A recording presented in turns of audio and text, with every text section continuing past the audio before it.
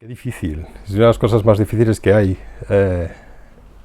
Hay gente que pensaría que es lo cómico, o sea, es lo que te hace reír sin más, pero el humor es otra cosa bastante diferente.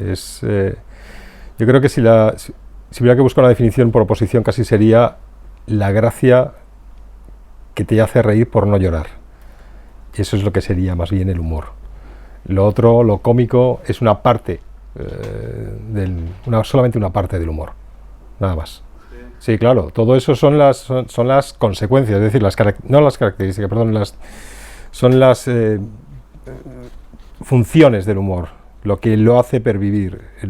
Se puede hacer a través de lo cómico, se puede hacer a través de la sátira política, que es un invento completamente español, se puede hacer a través de la ironía, por ejemplo. Lo que pasa es que la ironía es terriblemente peligrosa. La ironía es decir lo contrario de lo que uno piensa. A veces no se entiende eso, y eso es humor.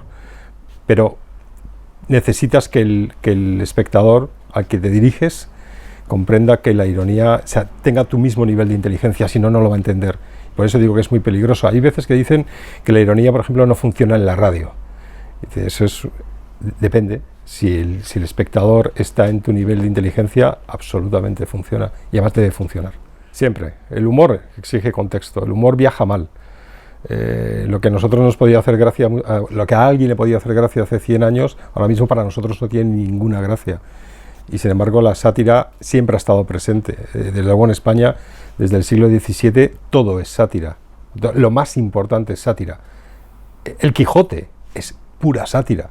Siempre se nos dijo que era, o sea, el mejor libro que ha parido la humanidad es el mayor libro satírico de todos. Ahora mismo hay muchas cosas del Quijote que no nos hacen gracia y que solamente las vemos y las admiramos como la forma literaria que es. Pero es sátira, pura sátira. Y la gente que leía el Quijote, cuando se escribió, se partía de risa. Eso es lo que todavía no entendemos nosotros. Posiblemente porque somos, no porque seamos, porque lo somos. Porque somos terriblemente cainitas. Porque necesitamos destrozar a los demás, destrozarnos a nosotros mismos también. Y no hay una manera mejor de hacerlo que a través de la sátira. La sátira política en este caso, que es la sátira social, también es una expresión de cómo destruir a una persona sin utilizar el recurso de la violencia.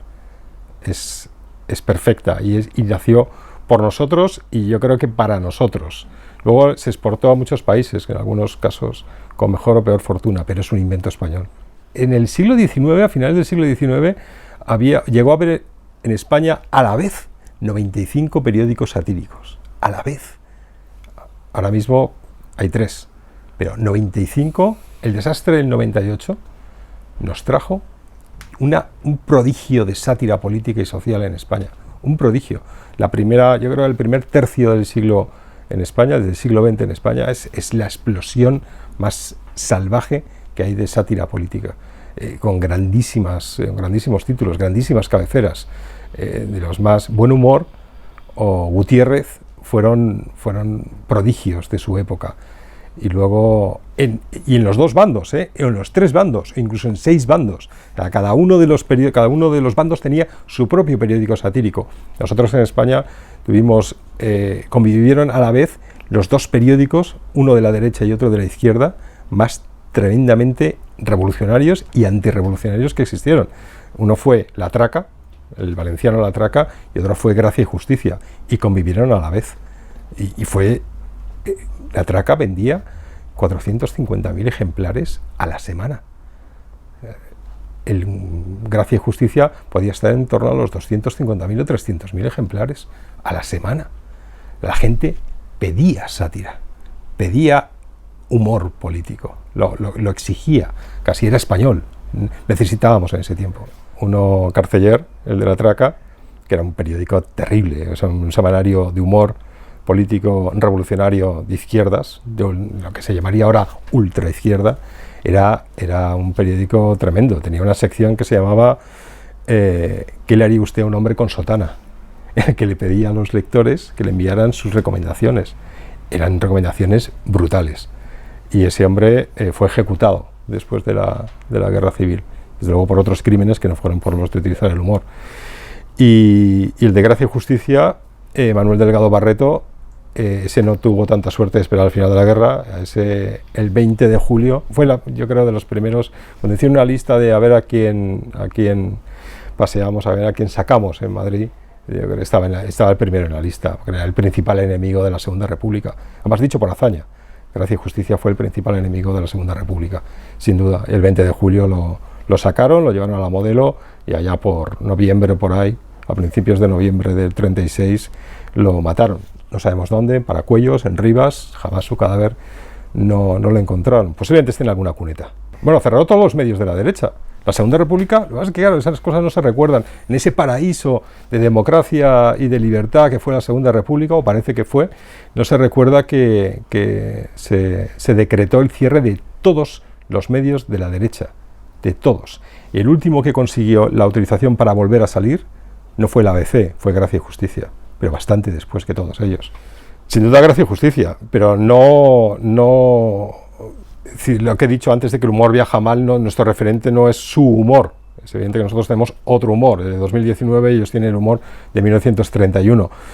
Pero me refiero a que es nuestro referente porque La Gallina Ilustrada está embarcado en un contexto de la derecha, y Gracia y Justicia fue la última publicación satírica de derechas que hubo en España. Desde entonces no ha habido ninguna otra. Entonces, no tenemos otro referente. Sí, lógicamente, me voy a los clásicos, y me voy a Gutiérrez, y me voy a Buen Humor, y me voy a las grandes obras de Jardiel Poncela, de Edgar Neville, de Miura, de Arniches, de Paso. O sea, tenemos muchísimos referentes en lo que es el humor español. Pero Gracia y Justicia queda como... Es Gracia y Justicia, 83 años de silencio, de la derecha política haciendo sátira, La Gallina Ilustrada. Sí, no, en Gracia y Justicia. Incluso de lenguaje, me refiero. Procuramos hacer otro tipo de humor. Es un humor muchísimo más elegante. Y eso es inevitable en la derecha. Es decir, todavía arrastramos muchos complejos, arrastramos la buena educación también.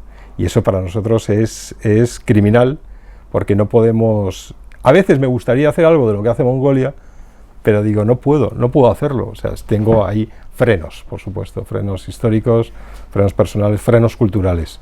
Y eso es porque tengo una formación liberal conservadora, que llamarían ahora un pedante, pero vamos, es una formación de derechas. El Jueves fue una gran publicación. En su momento fue una tremenda publicación, además que dio muchísimas... El humor tiene fines políticos. Y El Jueves utilizó el humor con fines políticos, y lo utilizó de una manera extraordinaria, pero porque tenían grandísimos ilustradores, grandísimos guionistas. El Jueves empieza a morir cuando se mata Ivá en un accidente de tráfico en Logroño.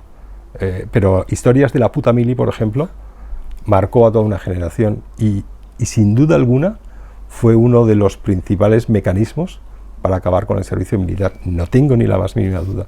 Ninguna. Mongolia es otra expresión, es una expresión mucho más violenta, es una expresión mucho más argentina de lo que es el humor. No tiene ningún... No es conocido en España, ni siquiera ellos no creo que tengan ni siquiera referente de la traca. Es un humor mucho más visceral. En muchas ocasiones no es ni siquiera humor. Pero en Mongolia la mitad de la publicación no tiene humor. Ellos lo saben, pero porque saben que ellos tienen que utilizar la excusa del humor para meter lo que ellos quieren. Y es efectiva, ¿eh? No estoy diciendo que sea una mala publicación. Como publicación es terriblemente efectiva. Y sus portadas, desde luego, buscan apalizar a buena parte de la sociedad. Y lo consiguen, ¿eh? Y lo consiguen. Porque la gente reacciona. Hay una reacción frente a Mongolia. Y eso es lo que busca Mongolia, por tanto lo está haciendo de maravilla.